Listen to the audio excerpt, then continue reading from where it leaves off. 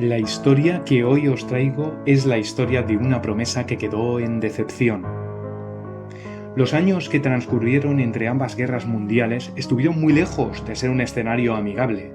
La corriente que recorría los despachos de los gobiernos de no pocos países era la preparación para la guerra, ya fuera creando planes estratégicos contra sus propios vecinos o destinando enormes cantidades de presupuesto en incrementar el número y la calidad de las armas de guerra.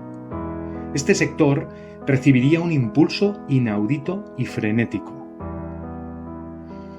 En este contexto nacía este proyecto del Junkers, el Ju-86, una aeronave de líneas muy avanzadas, modernidad, que ya era el cuño de la empresa Junkers, que hay que recordar, había sido pionera en la construcción de aviones metálicos, por ejemplo, en un sorprendente año 1915 con su modelo Junkers J1, y que era el fabricante de uno de los aviones comerciales más solventes del momento, el Ju-52. Ahora la firma se atrevía con un aparato de bellísimas líneas, muy avanzadas y aerodinámicas, gracias a su diseño y piel lisa, huyendo de esa estructura corrugada tan distintiva de la firma alemana basada en Dessau, y que, pese a su aspecto tosco, era muy buena manera de crear estructuras muy resistentes. Pero las esperanzas volcadas en el Ju-86 y en su revolucionaria planta motriz, el Junkers Jumo 205, se desvanecieron disueltos en un mar de constante innovación, que además era libre y no estaba lastrada por la obligación de encajar en un mismo diseño de avión dos papeles tan dispares como sí que se encontró el grupo de diseñadores del Junkers Ju-86, que tuvo que crear un bombardero rápido y un avión comercial en un mismo aparato.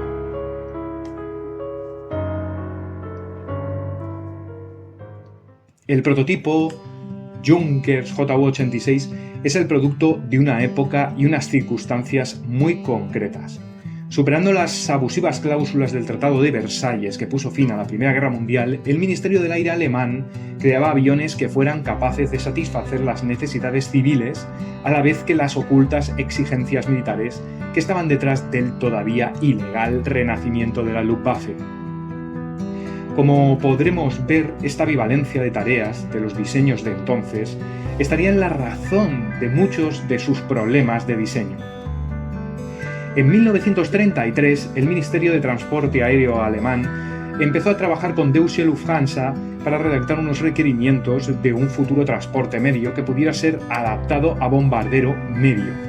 Como resultado de estas especificaciones, se firmaron dos contratos con sendas empresas para el desarrollo de futuros aviones que rellenasen estos requerimientos. Junkers ofrecía el que sería luego el Junkers Ju-86.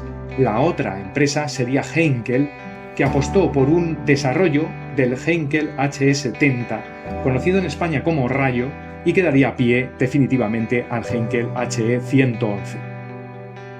Y ya con esto nos estamos delatando.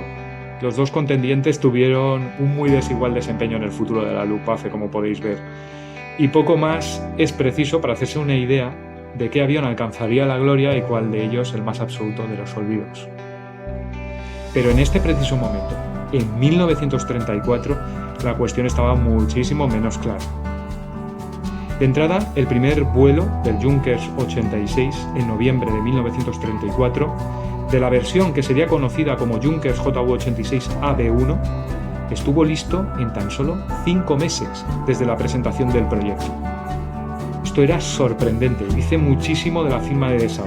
Era la constatación de su buen hacer. Es que le sacó 4 meses de diferencia a su competidor, el Heinkel HE111.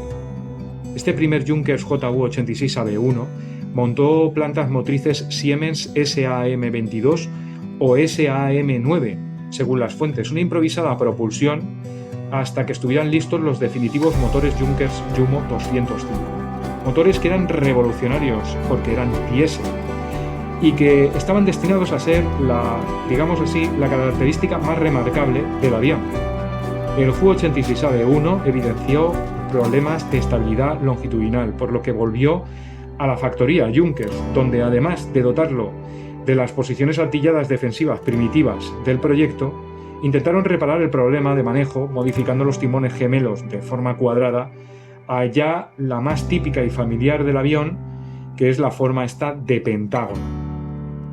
En enero de 1935 volaba el segundo prototipo, conocido como Junkers JU-86BA1, y también era la versión de prototipo de un avión de bombardeo. En este caso volvió otra vez a despegar con los Siemens, pero muy pronto montó los Junkers Jumo 205. El tercer prototipo, conocido como Junkers JU-86CB, mostraba sus posiciones artilladas al completo. La dorsal tenía un gran parabrisas reforzado con montantes muy similar al definitivo. Lo que no era tan parecido a la versión definitiva era la gran bañera semiescamoteable que estaba instalada debajo del fuselaje. Tampoco el morro con una cúpula sobresaliente que le daba un aspecto verrugoso y que suponía una considerable merma de visibilidad para el piloto. De hecho, yo creo que esta es la razón por la que en algunas instantáneas aparece sin esta parte. Este avión fue extensamente probado en las instalaciones experimentales de Rechlin.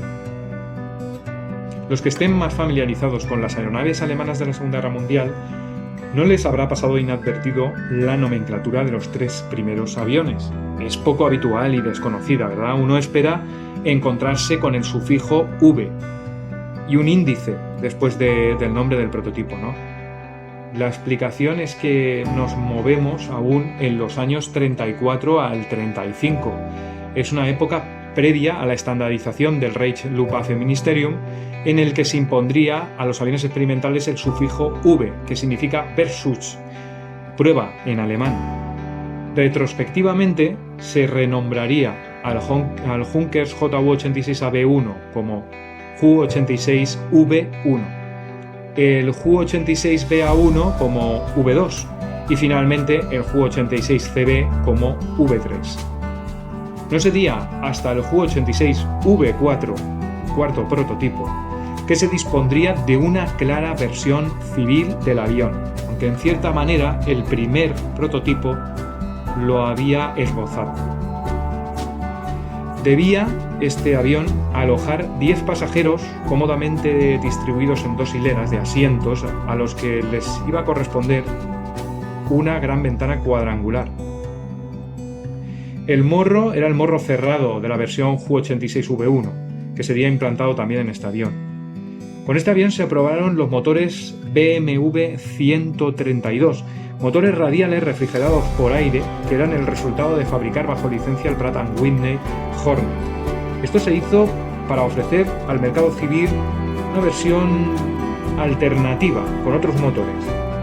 No sería la única, y nos vamos a adelantar un poco, porque con la versión Ju-86V7 se incorporarán los motores lineales refrigerados por líquidos Rolls-Royce Kestrel, motores muy apreciados en el momento y que también propulsaron al prototipo del famoso Messerschmitt Bf 109. Aunque el BMW 132 fue un motor muy ligado al 86, el Kestrel es una rareza que no sobrepasó el prototipo y de la voluntad de los sudafricanos de añadírselo a los suyos, a los de South African Airways, que al final no se materializaría, ya os lo adelanto. Junkers entregó los aviones V2 y V4 a Lufthansa para que la aerolínea los probase y además se acelerase su introducción y la familiarización de las tripulaciones, tanto de tierra como pilotos, de la compañía. El despegue del Junkers JU-86V5 en agosto de 1935 supone la llegada de la configuración ya más original del avión. De hecho, el V5 se consideró el primer avión de preserie de la versión definitiva del 86 de bombardeo, el que sería llamado Junkers Ju-86A. Los vuelos de prueba encontraron nuevos problemas en sus capacidades de manejo, lo que se tradujo en un cambio de la forma de ala, cuya área se incrementó. Y esto se hizo en la versión V5. Veréis, los 4 primeros aviones tenían un ala cuyo borde de ataque y de fuga eran una perfecta línea recta, Ahora, en el V5, el borde de fuga describía un quiebro dándole al Junkers Ju-86 su preciosa y característica ala agrandada. Este ala se implantó también en el V4, cambiándole la suya original. Había muchos más cambios. Los puestos artilleros eran ya casi los definitivos y el morro se había vuelto muy estilizado, con esa cúpula en el extremo. Era, desde luego, mucho más bonito. El V5, además, fue equipado con una rueda de cola, lo que facilitaba su rodaje por pistas asfaltadas, y también a sus motores diésel Yumo 205 se les equipó con unos voluminosos radiadores que echaban por tierra aquella premisa que daba ventaja al motor diésel sobre los convencionales de la época, porque tenía menor resistencia debido a su configuración de cilindros que le hacían un motor delgado. Por tanto, podía alojarse en poco voluminosos carenados. Ahora esta característica era penalizada por unos enormes radiadores que creaban resistencia. Con estos cambios, el futurista Junkers Ju-86 convenció y recibió pedidos. El primer avión fue operativo en una ansiosa Swissair, que le incorporó en un temprano abril de 1936, operando el primer avión civil de preserie, ahora con la denominación Junkers Ju-86-P0. Lufthansa sería su segundo operador, incorporándolo en julio de 1936. El interés comercial ya nos estaba diciendo algo muy importante sobre este diseño bivalente, algo que sería muy significativo. Pero eran otros tiempos. Se necesitaban bombarderos, y el Ju-86 también había sido diseñado para este rol. La primera versión militar fue conocida como Junkers Ju-86A, un cuatriplaza donde navegante y operador de radio eran a la vez operadores de ametralladoras en proa y joroba respectivamente. Se hicieron 12 aviones de preserie de esta versión, frente a los 8 aviones de preserie que lo fueron de la versión civil. Esto denotaba un interés patente por la operatividad militar. Los bombarderos y los aviones comerciales diferían obviamente en su cabina. Uno llevaba sus 10 plazas y el otro ocupaba el mismo lugar con 4 almacenes gemelos para bombas con puertas independientes, donde las armas se alojaban en vertical. Su carga era muy liviana, pero suficiente para la época, aunque sería superada por cualquier bombardero de su quinta. La carga bélica máxima era de 1000 kilogramos, que podían ser 4 bombas SC-250 de 250 kilos o 16 bombas C-50 de 50 kilos o 64 bombas de 10 kilos. Lo aconsejable era cargarlo con 800 kilogramos para una operación óptima. El fuselaje no solo daba cabida a esta ridícula carga, sino que montaba justo detrás de las bombas un tanque de combustible de 920 litros, que era toda su dotación, quedando las alas completamente secas en previsión de que pudieran ser fácilmente atacadas ante un enfrentamiento con un caza. Sin embargo, el avión civil llevaba todo su combustible en los planos y le sacaba a la versión militar 200 litros más de carburante. Todos estos se alojaban en 4 tanques, 2 detrás de las nacelas y otros 2 entre las cuadernas principales del ala. Una autonomía, desde luego, que no estaba nada mal para un avión civil y que era algo corta en su versión militar. Por supuesto, las versiones de bombardero diferían en los puestos de artilleros de defensa del avión. El Ju-86A llevaba una atractiva proa acristalada acabada en una cúpula semicircular con una MG-15 como único armamento de proa, en vez de un morro metálico y cerrado que era lo que llevaba la versión civil P. Las mismas armas de Rheinmetall Borsig iban acomodadas en un puesto en la joroba del avión, precedido por un aerodinámico parabrisas de plexiglas y otra alojada en una antiestética bañera escamoteable en la vulnerable panza del avión, en la que, seamos sinceros, había que tener especial valentía y decisión para ocupar, en mitad de un combate y con el flujo del aire y con las balas azotando un espacio mínimo como para albergar a un hombre sentado donde era difícil esconderse de los peligros. Un armamento muy corto que los diseñadores no incrementaron en pro de no lastrar más el avión y hacerlo más ágil. La verdad es que se presumía que los cazas de la época no alcanzarían por su velocidad la velocidad del Ju-86. Entonces, ¿de qué servían esas ametralladoras salvo de una innecesaria penalización para la velocidad? El problema es que los cazas avanzaron mucho en aquellos años 30 y poco tiempo después del despegue del primer Ju-86 ya estaba por ahí el magnífico Spitfire o el Hurricane. Se mascaba la tragedia.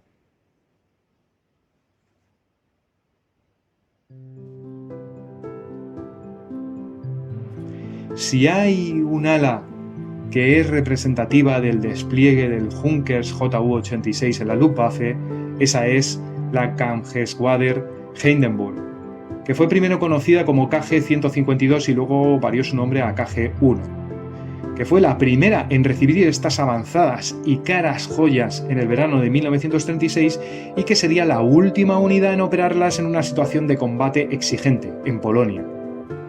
La entrada de estos primeros A evidenció nuevos problemas de control, esta vez en la estabilidad longitudinal, un problema que se solventó con facilidad, con un refinamiento de su cola que se alargó dando pie a lo que en producción se llamó Junkers Ju-86D. Con el tiempo, esta mejora, implementada por los militares, equiparía también a los Junkers Ju-86 civiles.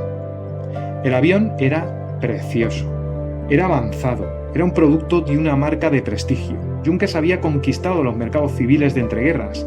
Esa confianza y fiabilidad disolvía el elevado coste del avión y la marca obtenía interés civil y militar por el aparato. Pronto los éxitos y las esperanzas darían paso a la decepción.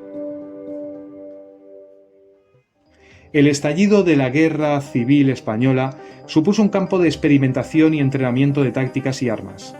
Un escenario de cambio en el que se tenía que estar por parte de aquellas potencias que anhelaban el uso de la fuerza y que aventuraban un más que probable enfrentamiento bélico en la implantación de sus políticas internacionales venideras.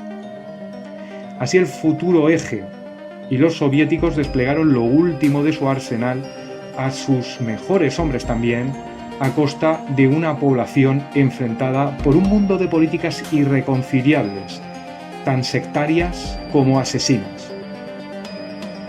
Los teutones crearon la Legión Cóndor y la equiparon con lo último. El VB-88 versus Bomberstaffel 88, literalmente Escuadrón de Bombardeo Experimental 88, fue uno de sus integrantes.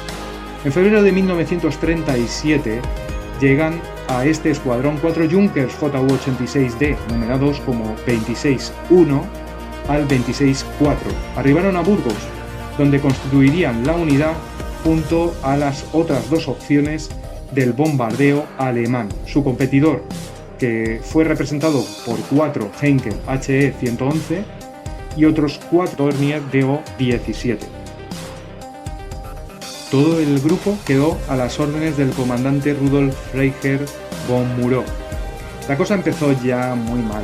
El 26-1 fue seguramente derribado a finales del mes o principios de marzo de 1937, nada más llegar, por cazas republicanos cerca de Bilbao, resultando 3 tripulantes muertos y un único superviviente que fue capturado. El Dornier DO-17 resultó ser un avión ágil, rápido y escurridizo, el Heinkel HE-111 la mejor opción y el Junkers una decepción en toda regla. El 26-1 fue sustituido por el 26-5, un nuevo avión llegado desde Alemania. Durante el poco tiempo de operación más en manos alemanas, 2 aparatos más se perdieron en accidentes al aterrizar. 3 aviones de los 4 había perdido la Legión Cóndor. El análisis del avión en combate evidenció unas pobres prestaciones. Su motor diésel respondía muy lentamente a los mandos, cosa muy seria y que lo perjudicaba de una manera muy importante. Su planta motriz era costosa de mantener y tenía demasiados problemas mecánicos en las exigentes despliegues bélicos. Los informes de la VB-88 sentenciaron al bombardero Junkers Ju-86 a ocupar un lugar oscuro en la historia de la aviación y un lugar indigno a mis ojos, que empañó otros aspectos positivos del diseño. Los 2 supervivientes de la Legión Cóndor fueron vendidos. Sí, vendidos, porque hay mucha gente que piensa que la ayuda alemana fue desinteresada, y de eso nada. Quizás sí lo fuera la italiana, pero en cualquiera de los casos había un claro interés experimental muy valioso para las 3 principales potencias implicadas en la destrucción de España: la URSS y Alemania e Italia. Fueron vendidos, como digo, y a un enorme precio. Sorprende que un avión con tan mal resultado fuera vendido a España por casi 300.000 marcos cada unidad, siendo los aviones más caros comprados por la Fuerza Aérea Nacionalista a Alemania. Por ejemplo, cada Junkers Ju-52, mucho más valioso estratégicamente, costó al erario público 133.200 marcos. Esto según la fuente que he consultado, Aviation Enthusiast. La cosa es que el desempeño español del modelo no fue tan problemático como la evaluación alemana había visto. Aquí las tripulaciones lo llamaron Jumos, porque iban equipados con su motor Jumo 205, característica muy publicitada e importante de esta variante. Participaron en la ofensiva que el general Queipo de Llano emprendió contra las variopintas fuerzas republicanas de Extremadura. Bombardearon posiciones republicanas de las localidades como Almorchón, Castuera, Cabeza de Buey, y también estuvieron en la Sierra Rinconada. En agosto de 1938 se compone con estos 2 aviones y con un puñado de Henschel HE-123 y Heinkel HE-70 el grupo mixto 8670, a las órdenes del comandante Fernando Martínez Mejías. En 1939 el grupo mixto 8670 se basará en Córdoba, en el aeródromo de Posadas. Desde allí operarán contra Extremadura, incluso con algunas bolsas en Andalucía. El final de la guerra sorprende a los Jumos en León, en el norte de España. No se sabe qué destinos llevaron posteriormente estos aviones en el futuro ejército del aire que estaba por crear, pero sí sorprende que en manos españolas ningún Ju-86 se perdiese. Es más, fueron extensamente operados y no causaron baja por problemas mecánicos ni de ningún tipo. Me pregunto si estamos ante otro caso de eficiencia excepcional del personal español, como lo fue el episodio tan comentado de los Lockheed F-104 Starfighter en el ejército del aire. No lo sé, pero desde luego que es una ventana de investigación para los historiadores militares.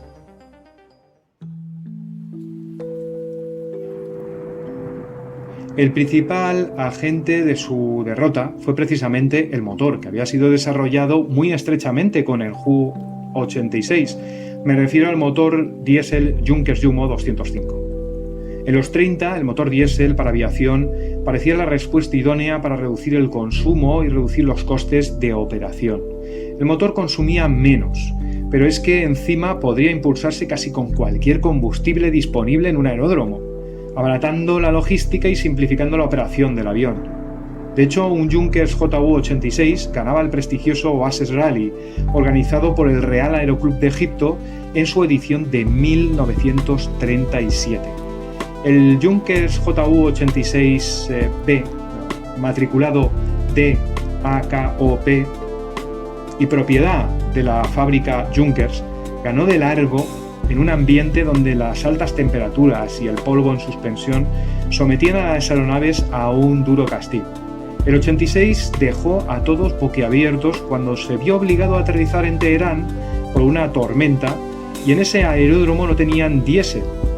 Por no perder tiempo, el piloto llenó los tanques con petróleo y el avión despegó sin más.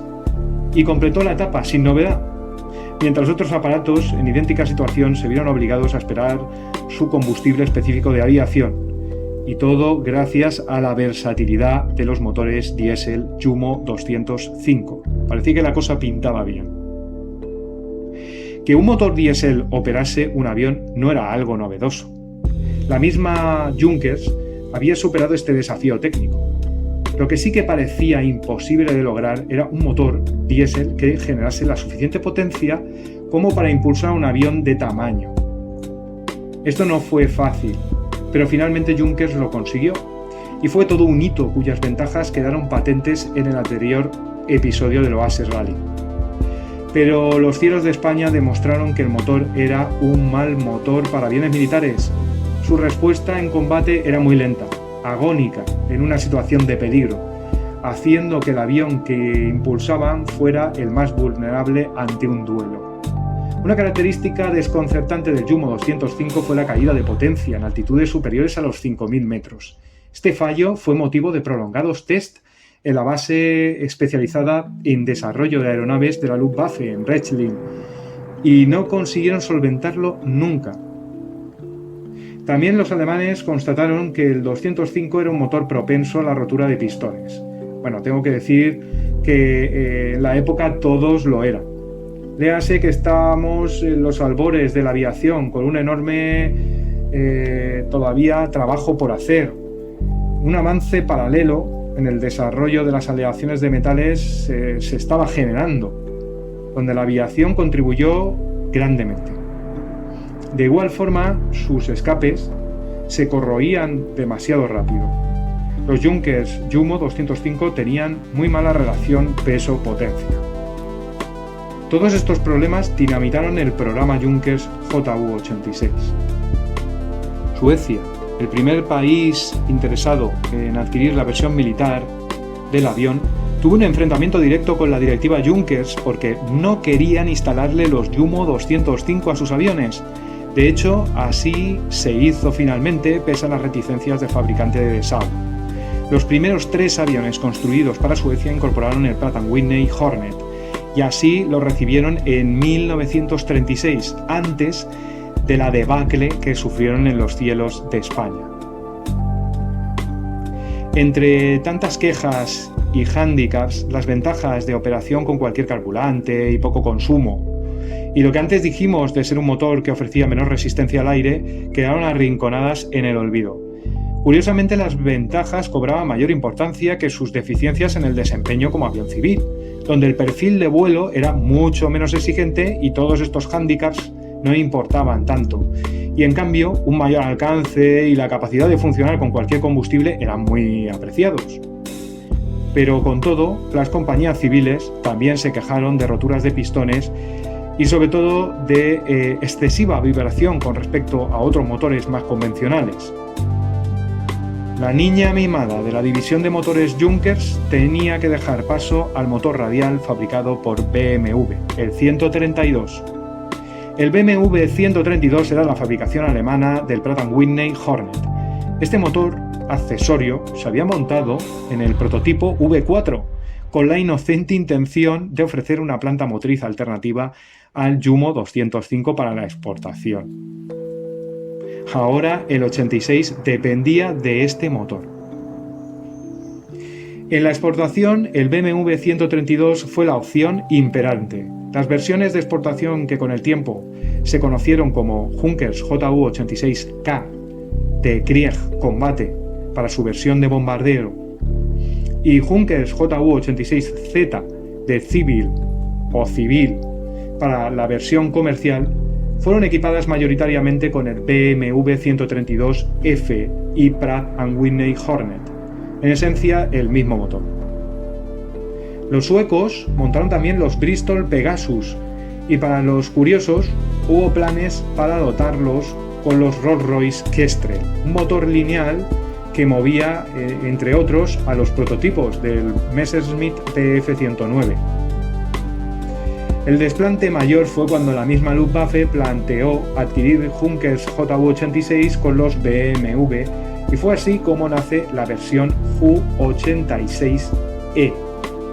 En esencia eran idénticos a la típica versión que estaba ya incorporada en la Luftwaffe, la versión D, que también voló sobre España, pero con el único cambio de estos motores radiales, de la fábrica bávara de motores.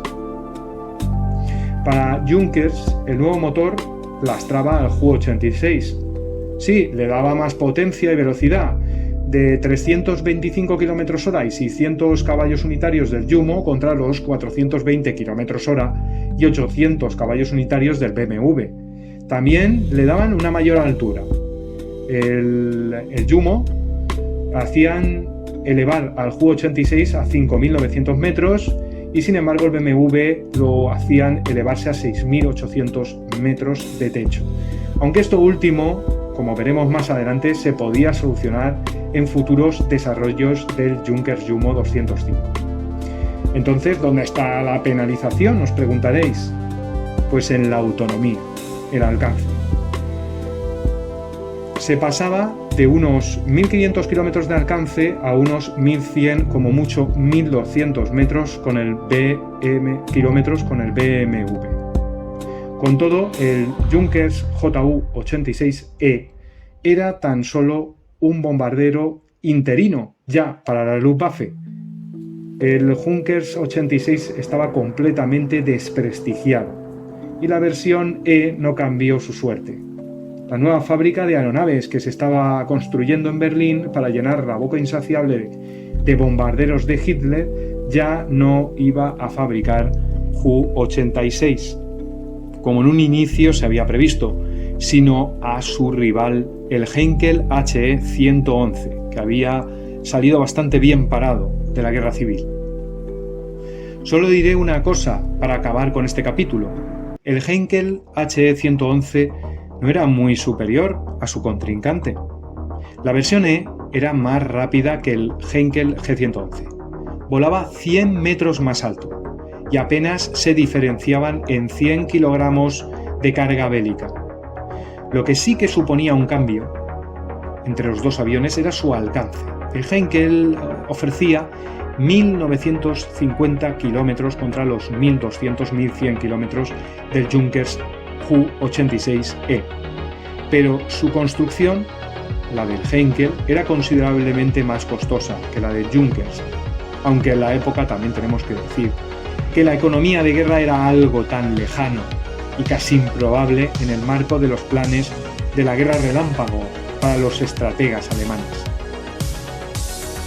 El Ju-86 fue un buen avión para su época.